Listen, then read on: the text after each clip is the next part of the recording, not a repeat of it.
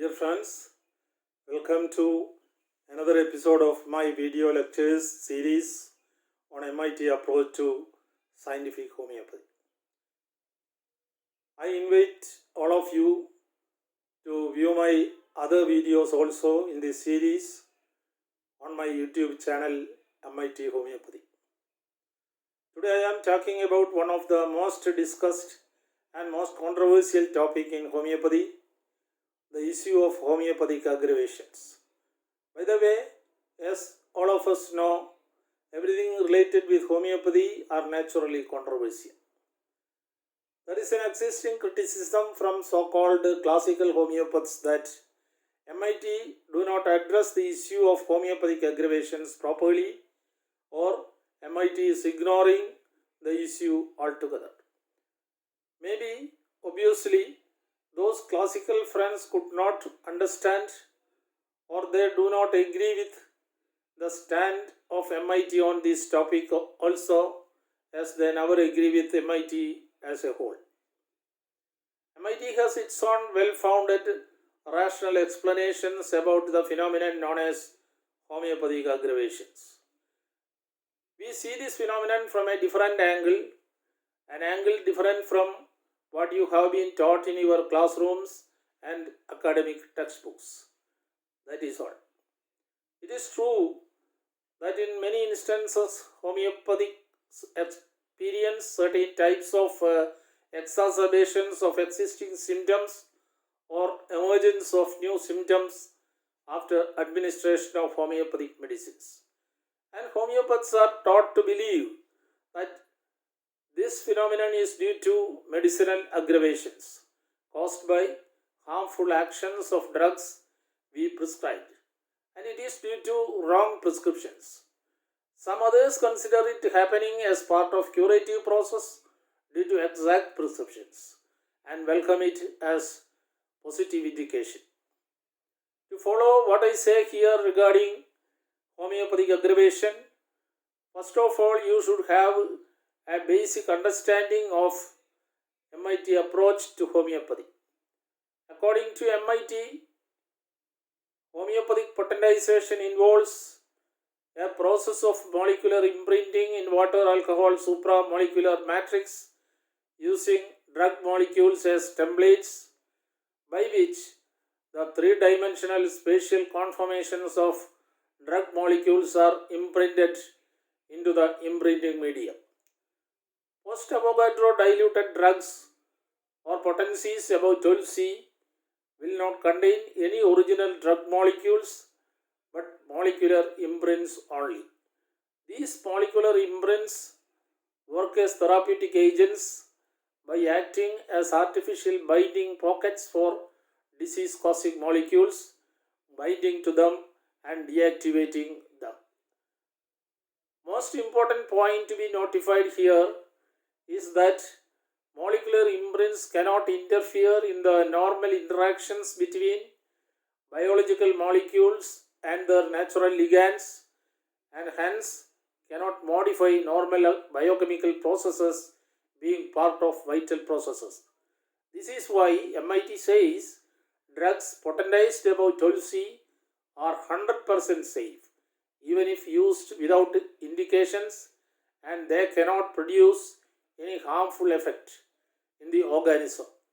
Obviously, potentized drugs above 12C cannot produce any aggravation, as some homeopaths believe. According to MIT view, the phenomenon which homeopaths consider as homeopathic aggravations are actually a peculiar phenomenon of underlying masked symptoms becoming prominent and coming to the forefront when superficial masking symptoms are removed. This happens in two circumstances. If all the symptoms are getting relieved after our prescription and the patient is feeling better, it means our prescription was right and it succeeded in providing all the diverse types of molecular imprints required to remove all the diverse types of molecular inhibitions in the person. This situation is most welcome in homeopathic prescribing. If the patient comes back and starts talking about new complaints, ignoring all or forgetting old ones, it means your prescription was right. But the patient may need additional remedies to supply the molecular imprints required to remove the new complaints which were ignored by him earlier due to severity of other complaints. If the main symptoms are aggravating and or remaining as such even after a reasonable time for drug actions, after administration of a particular drug, and the patient is feeling bad or weakened, in most cases it means that the drug we used is not the appropriate simillimum, or it is not providing all the molecular imprints needed. It is a partial simillimum to the patient, and it could not remove the molecular errors underlying these symptoms. Case is deteriorating and we have to reconsider the prescription immediately. If some of the main symptoms are relieving and some new minor symptoms are emerging, it may be part of a curative process, and in such cases we can wait and observe. If the newly emerging symptoms also relieve in due course, it is okay. But if they are becoming worse and the case is, as a whole is deteriorating, of course we will have to reconsider the prescription, and new drugs should be added to our prescription to cover the newly emerged symptoms also. For example, itching complaints may be lying masked and subdued by severe painful complaints in certain cases. When our prescription ameliorates the pains that mask the itching will be unmasked, will become prominent and come to the forefront, which we experience as aggravations of itching. In almost any clinical condition, always there will be some molecular errors and their symptoms that are masked and subdued by some other molecular errors and their symptoms.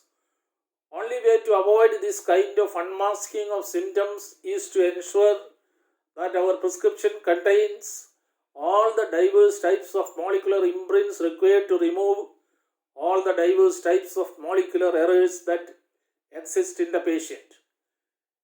MIT formulations or administration of disease-specific combinations of post-Avogadro diluted drugs selected by the physician himself never produce a state of aggravation, since they provide all the molecular imprints required by the case. As per MIT view, most of such clinically experienced aggravations are not due to prescribing wrong drugs or exact drugs, but due to prescribing drugs that cover only part of the symptom complexes present in the patient. To follow what I say, one should be well aware of the concepts of molecular errors underlying pathology as well as molecular imprints present in the potentized medicines.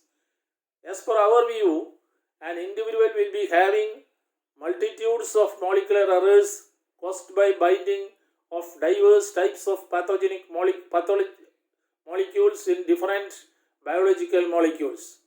Each individual molecular error will be expressed in the form of specific subjective and objective symptom complexes. If we select drug as a simillimum on the basis of some of the leading symptoms only, ignoring other symptoms, that simillimum in fact covers only some of the molecular errors. The molecular imprints contained in that simillimum may remove those molecular errors only, but other molecular errors will remain. These symptom complexes representing those remaining molecular errors would become more expressive and come to the fore. In the absence of scientific understanding regarding the molecular processes behind this phenomenon, we happen to interpret these new expressions as homeopathic aggravations. Most of us would have experienced some initial aggravations followed by complete relief. We should perceive molecular errors not as singular or static events. A particular molecular error caused by a particular pathogenic molecule may result in cascading of new molecular errors. It is like a traffic block in a city. A small traffic block may cause cascading of traffic blocks, ultimately resulting in total failure of traffic system in the whole city. When a molecular error occurs in a particular biochemical pathway in the organism, it may affect other related pathways also. That is why diseases progress by expressing trains of new symptoms. When we start removing these molecular blocks, there may be readjustments happening in all these related biochemical pathways, which may appear as aggravations of symptoms. That is part of normal curative process. That means when studying the phenomenon of homeopathic aggravations, both chances will have to be considered. Readjustments happening in various biochemical pathways as part of curative process, as well as appearing of residual symptoms because of prescription being partial. When we follow the total cure method proposed by MIT, we prescribe a combination of drugs that could contain all the molecular imprints required to rectify all the molecular errors, covering all the symptom complexes expressed by the individual. Hence, so-called homeopathic aggravations are never experienced in total cure prescriptions proposed by MIT. Homeopathic case follow-up consists of watching for residual symptoms coming up and the emerging symptoms and readjusting prescriptions indicated by them. After making a homeopathic prescription, whether it be single or multiple, and ensuring that the doses are used in right potencies and repeated in optimum frequencies, the physician should see the patient at reasonable intervals and carefully watch how the case is progressing. MIT advises to periodically watch for residual symptoms that do not subside, as well as newly emerging symptoms. If a particular group of symptoms remain in spite of frequent repetitions of doses for a reasonable period, that means our prescription failed to provide the particular molecular imprints required to remove the molecular inhibitions underlying that particular group of symptoms. Repertories using those residual symptoms, find a simillimum for them and add it to the original prescription. If new symptoms emerge and they are not subsiding within a reasonable period, that means some hidden molecular inhibition not covered by the original prescription have come to the forefront during the removal of some of other molecular errors. Find a new simillimum for these newly emerged symptoms and add it to the original prescription. We will have to continue this constant watch for residual symptoms and emerging symptoms and adjust the prescriptions all through the whole course of treatment in order to ensure a total cure for the patient. If a particular group of symptoms remain in spite of frequent repetitions of doses for a reasonable period, that means our current prescription failed to provide the particular molecular imprints that were specifically required to remove the molecular inhibitions. Repertories again and again for the residual symptoms.